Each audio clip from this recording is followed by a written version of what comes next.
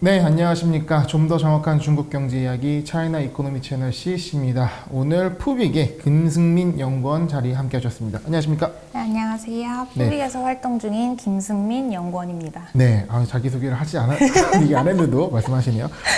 저희가 지난 시간부터 푸빅, 푸단대 경제 동아리 분들과 함께 이 마켓 데일리를 진행하고 있는데요. 원래 이제 그 매일 마켓 데일리를 작성을 해오고 계시잖아요. 그래서 그 내용을 기반으로 여러 개 말씀드리고 있는데, 저희가 전병 소장님과 함께하는 헤드라인은 중국 경제는 이 한국 언론의 중국 기사라면 지금 이제 푸빅과 함께하는 부분은 중국 현지에 있는 뉴스와 기사와 내용들을 가지고 전달해 있는 부분 좀 차이가 있다라는 관점에서 보시면 좋을 것 같습니다. 좀 생동감이 있는 중국 현지 뉴스를 전달해 드린다고 보시면 좋을 것 같아요.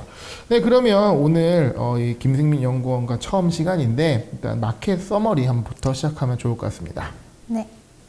전날 중국 증시를 간단하게 설명드리겠습니다. 전날인 10일 상하이 종합지수가 전 거래일보다 0.05% 내린 3,357.74포인트로 장을 마감했습니다.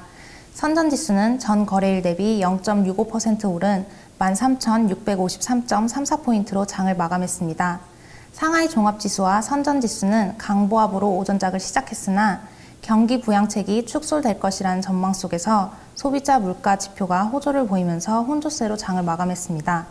산업별로는 양조업, 석탄, 전력업 등 산업이 상승했으며 보험, 선박제조, 항구 등 산업이 하락했습니다.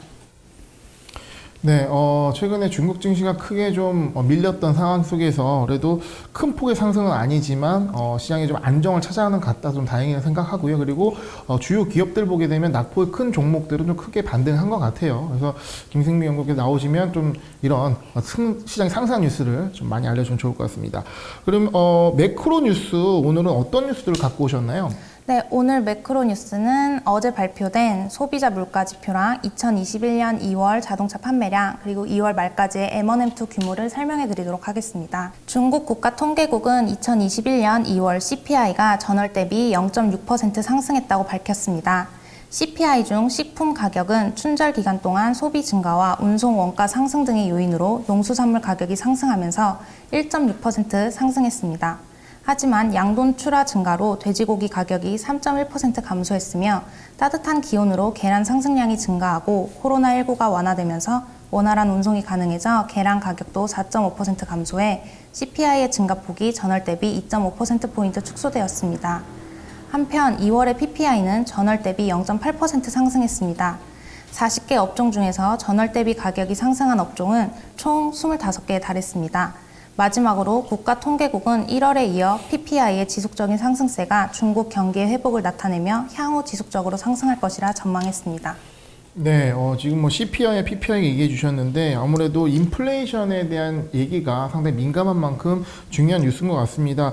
특히 중국발 인플레이션 우려 얘기가 나오고 있어요. 특히 PPI가 좀 높아졌기 때문에 이 PPI가 CPI까지 영향 미치는 것이 아니냐, 소비자 물가에 영향 미치는 것이 아니냐는 얘기가 있는데 실제 내용을 보게 되면 식품 가격은 상승했지만 돼지고기와 계란 가격은 하락했다는 부분, 즉 이런 물가의 소비자 물가 상승은 아직 좀 제한적이다라고 봐야 될 것 같네요. 네, 감사합니다. 그럼 다음 기사 얘기해 주시죠. 중국 자동차 유통협회는 2021년 2월 중국 승용차 판매량이 117만 7천 대를 기록하면서 2020년 코로나19의 충격을 가장 크게 받았던 2월의 낮은 기저효과로 전년 동기 대비 371.9% 증가했습니다. 한편 춘절 연휴 동안 자동차 매장 방문자가 증가하면서 춘절 연휴 후에 자동차 판매가 예년보다 빠르게 회복되어 2019년 2월에 비해 0.3% 증가한 수준을 기록했습니다. 중국 자동차 유통연합회는 여러 산업이 3월에 한 해의 산업을 본격적으로 시작하기 때문에 승용차 생산량과 판매량 모두 비교적 높은 수준을 기록할 것이라 예상했습니다. 또한 코로나19 확산세가 점차 완화되면서 경제 회복이 빨라 3월 판매 시장이 강력한 증가세를 유지할 것이라 설명했습니다. 네, 이 자동차 시장도 상당히 관심이 많은데 일단 전기차를 포함한 전체 승용차인 것 같고요. 뭐 전년 동기라고 하면 오늘 코로나가 심각할 때였으니까 371.9% 대단한데요. 이게 또 최근 흐름 자체는 춘추효과 고려했을 때도 계속 자동차, 승용차의 수요가 상승 중이라는 뉴스인 것 같습니다. 다음은 통화 관련된 뉴스 같은데요. 어떤 내용이죠? 2021년 2월 말 M2 잔액이 223조 6천억 원 위안으로 전년 동기 대비 10.1% 증가했습니다. M1 잔액은 59조 3,500억 위안으로 전년 동기 대비 7.4% 증가했습니다.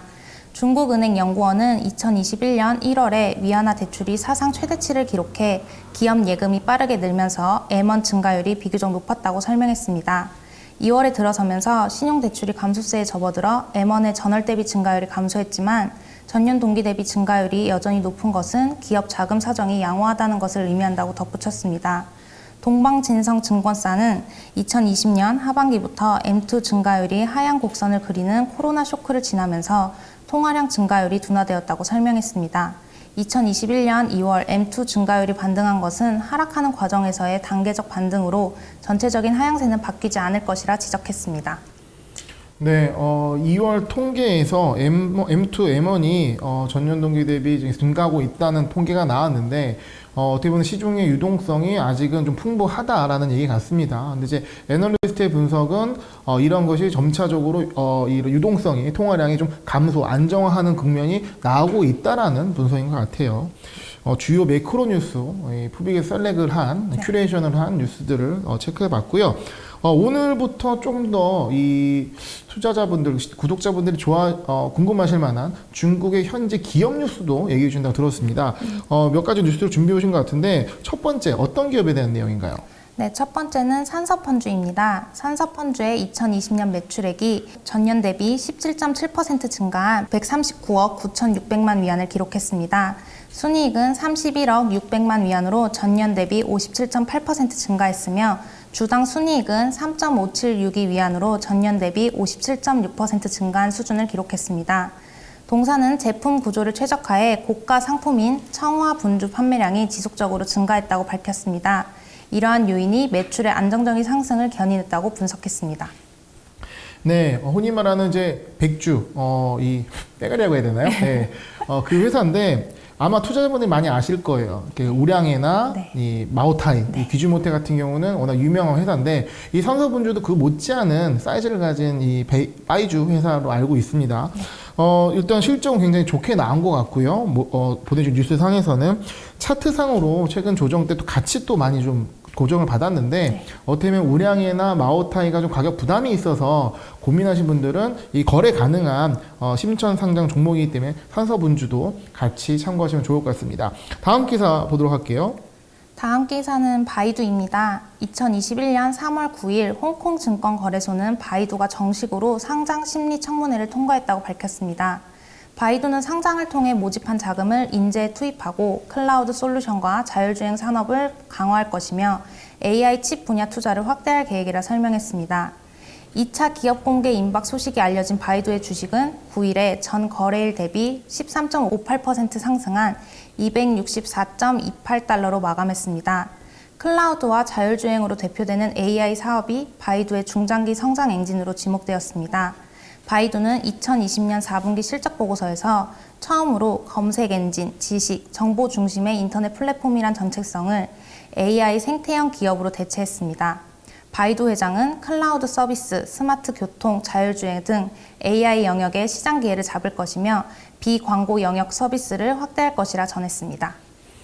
네, 드디어 바이두가 홍콩 증시에도 상장 뉴스가 나왔는데요. 많은 분들 기다렸을 것 같습니다. 지금 이 홍콩 증시 상장에서 모인 그 자금은 이 AI와 자율주행에 쓰겠다라고 얘기를 하면서 어떻게 보면 기존의 유상증자처럼 희석이 되는 게 아니라 그 투자된 금액이 어떤 이 기업을 더 건강하게 하는 자금을 쓸 거 예상되기 때문에 주가가 무려 13.5%나 오른 것 같습니다. 바이두 관련된 뉴스도 계속 종종 알려주면 좋을 것 같아요. 다음 뉴스 얘기해 주시죠. 뉴욕 증권거래소가 2월 26일에 발표한 내용처럼 중국 해양석유총공사의 거래를 중단했습니다. 트럼프 정부는 작년 11월 중국군이 소유하거나 통제하는 것으로 알려진 기업에 대한 미국인의 투자를 금지하는 행정명령을 발표했으며 12월에는 중국 해양석유총공사를 규제 대상 블랙리스트에 올렸습니다. 그리고 2월 26일 트럼프 행정부의 행정명령에 따라 중국 해양석유총공사의 상장을 폐지한다고 공시했습니다.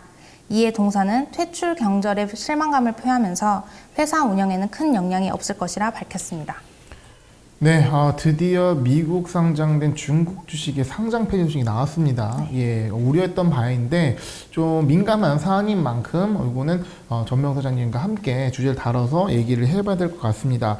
오늘 전인대 폐막이잖아요. 예, 관련해서 정말 중요한 뉴스 전해주신다고 들었습니다. 어떤 내용인가요? 오늘 오후 4시에 전인대가 폐막하고 리커창 총리의 외신 기자회견을 진행합니다.